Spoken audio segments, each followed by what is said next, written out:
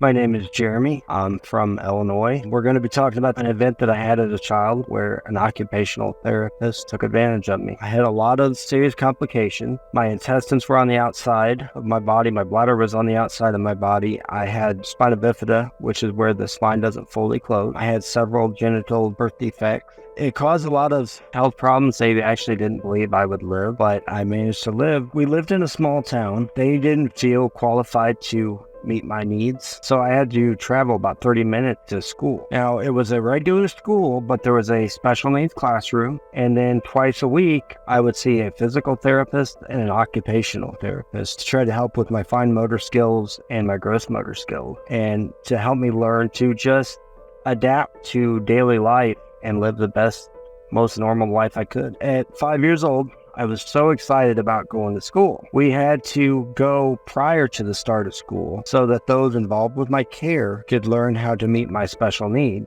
whether it be change my colostomy or my diaper or any of those things. I remember being in a small room. Well, there was, a school nurse, an occupational therapist, physical therapist, my teacher, and probably one or two other people. My mom proceeded to show them how to change my colostomy and change my diaper. There was one person, which was the occupational therapist, who kept asking a lot of detailed questions and showed significant interest in what it was. In hindsight, to me, it seems off.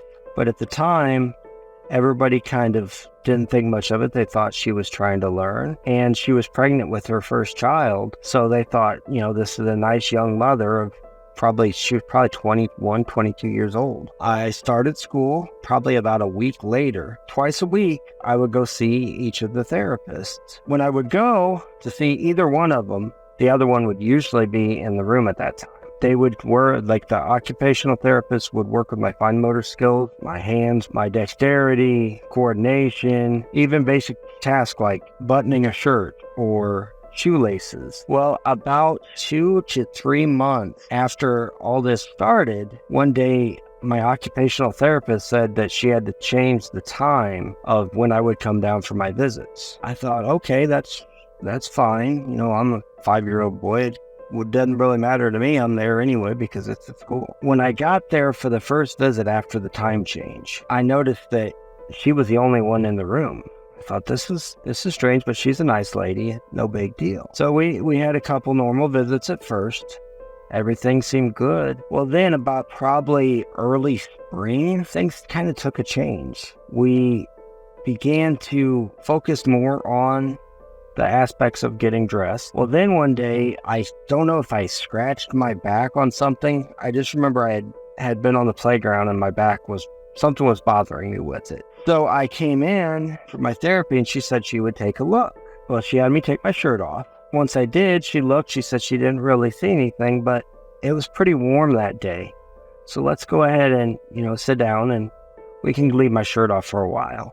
And she put something in front of me, I believe, to color. So I did that. As I'm sitting there coloring, I remember she kept leaning in real close and putting her mouth by my ear. And as I did, she ran her finger from the back of my neck, down my back, into the waistband of my pants. She said she was tucking my diaper and it was sticking out. She spoke every word in kind of a whisper, and something just in my gut fell off, even at that age. That kind of was that for a little while. And then probably about a month and a half, 2 months later, she told me, since I've been working on all these motor skills, she needed to see if I could dress and undress myself. I was wearing a set of bib overalls, and I felt really, really uncomfortable. She sounded strange to me. I couldn't explain why, but she sounded strange. And I made an excuse saying that the bibs that I had on were very difficult to get off. She said, okay, that's fine, let it go. For about 3 visits, I think we had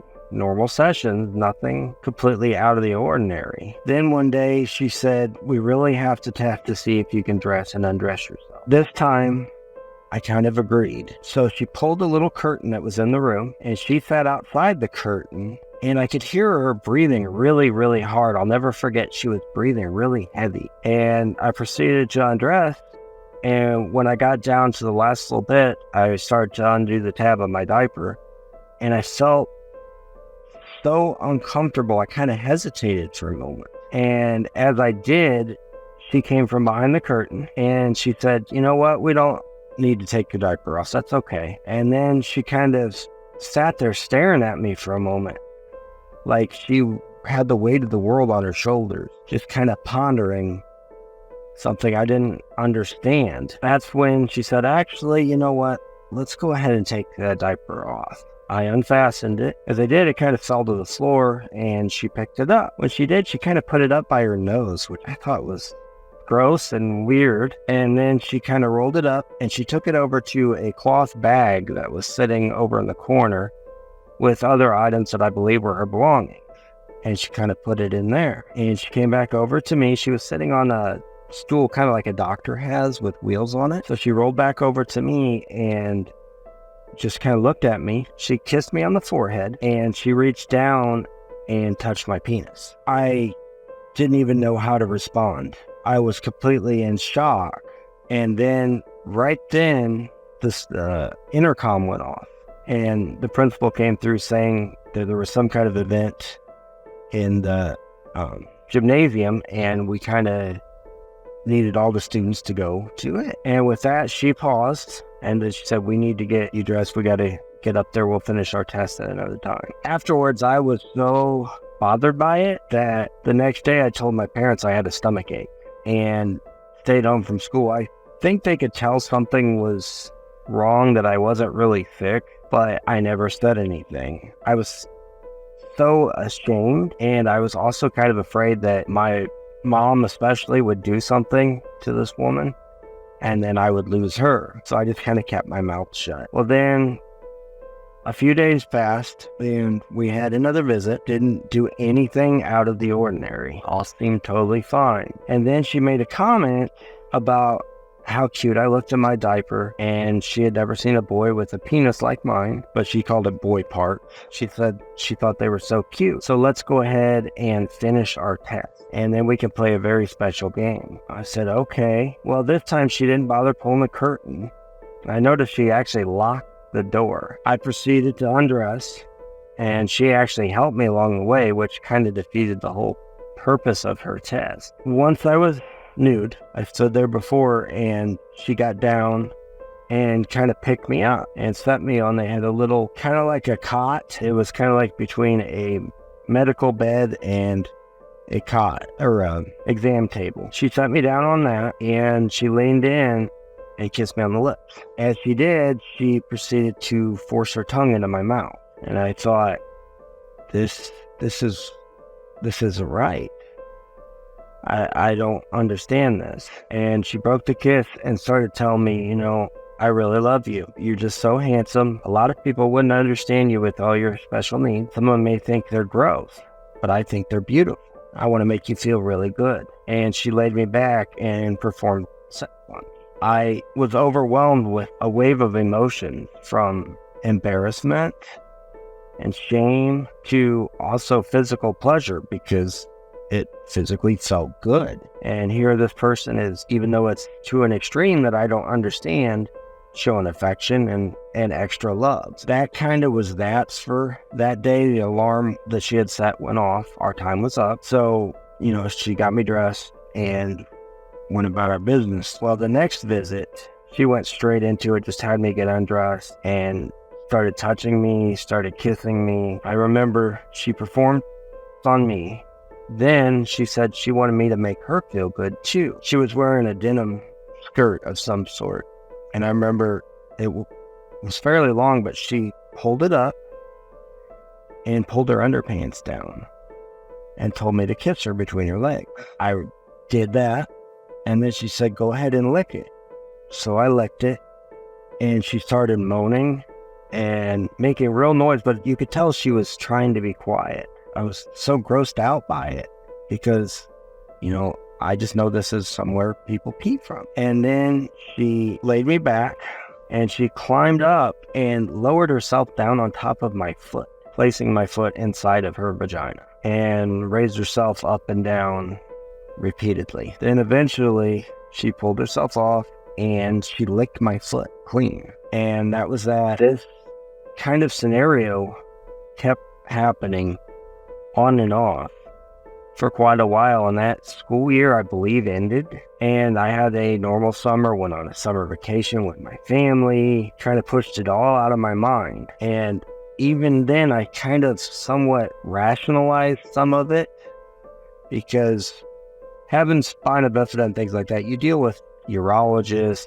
and a lot of people examining your body, so I kind of tried to tell myself it's okay, but I knew it wasn't. Well, then the next school year came around, and it wasn't even a week into the school year, one of my first or second visits, she went right back to this. This time, she ended up climbing on top of me and putting her genitals against mine, trying to get my penis inside of her. This was yet another extreme that I found strange. That was that. And I remember one day, somewhere in the mix, the physical therapist took pictures of all the kids' feet, for some reason I don't remember, and put them up on a message board or a bulletin board. I'm not sure what the purpose was, but she worked with a lot of kids with special needs, and we all had different deformities or constructures and stuff like that. Well, she kept pointing out the girls' feet and telling me how pretty they were.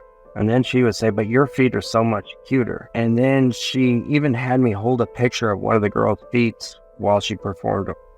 And that was another extreme that felt weird. She would do things like she bought a pair of really thin, almost lace-like ankle socks.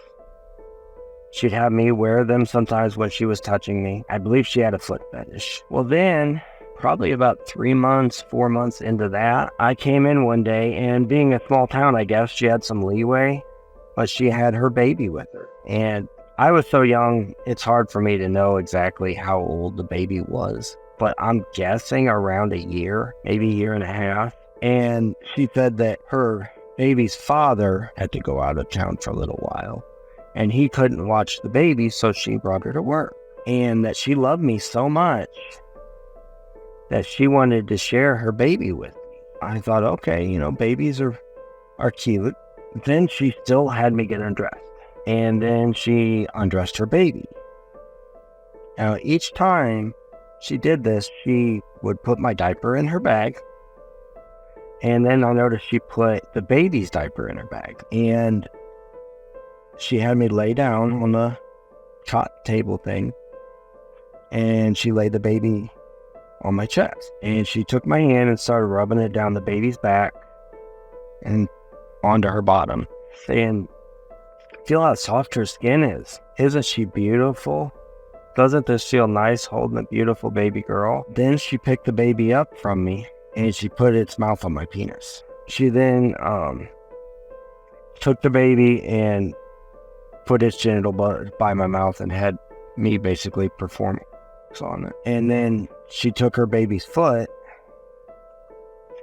and placed it inside of herself. And after a little bit, she pulled it out and she said for me to lick it. She said, there's a special cream and you'll really like it. So I remember doing that, and that was kind of the end of that for a while.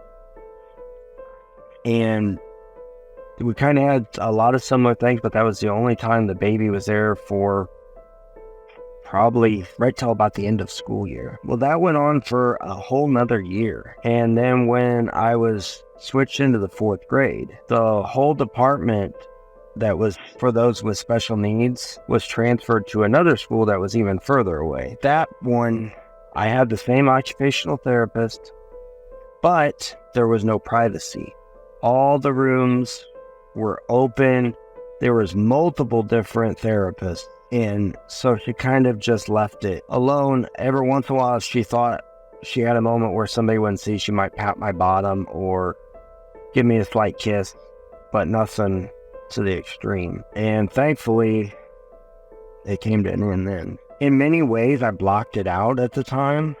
And it sounds impossible, but I almost forgot it happened until I was about 19 years old. Every once in a while, little flashbacks would kind of pop into my mind, and I'd try to shut it out. Then at about 20, I got with a woman, and the first time we had sexual relations, it all came flooding back to me. And she wondered what was wrong, and I made a claim that I wasn't feeling well or something like that. And it kept coming up into my memories. Looking back, I noticed I avoided having my picture taken often because one of the experiences was Polaroids taken on me as a child. Trust issues was a huge factor for me. I would question every little detail of any woman I dated. I began teaching martial arts in my late 20s. I had started training at age 18, and that was kind of an outlet for me. So then when I started teaching,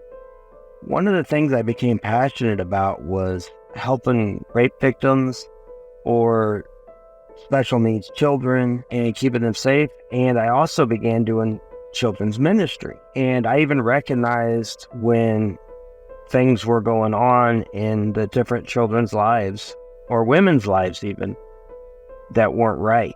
And it actually allowed me to almost come full circle and make a difference and help those that couldn't help themselves. When we would play different games or do different drills or different subjects would come up, the reaction that I would see out of some of these children, they would either be scared, like they were traumatized, or they would be overly affectionate. And it would make me stop to think. I remember one instance, there was a little girl in the church I taught at, and everybody kept saying she's from a good family, but I'm like, something's not right.